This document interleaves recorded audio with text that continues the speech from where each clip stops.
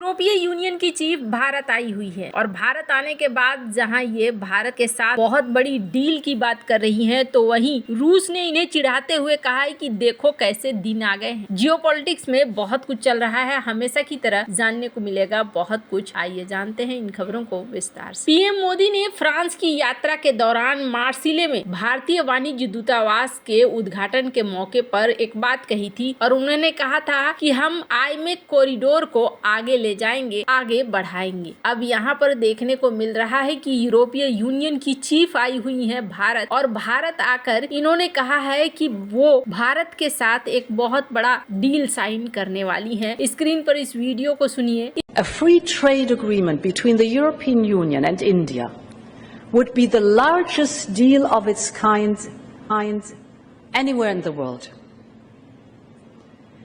I am very well aware it will not be easy, but I also know that timing and determination counts, and that this partnership comes at the right moment for the two of us. This is why we have agreed with Prime Minister Modi to push to get it done during this year, and you can count on my full commitment to make sure we can deliver. Ladies and gentlemen, the second broad area for renewed cooperation is security and stability. And here again we have many shared interests. Wars, conflicts and coups have erupted in Europe, the Middle East, Asia, in Africa and across different regions. And what happens in one part of the world matters to both Europe and India, even if we sit far apart on the map,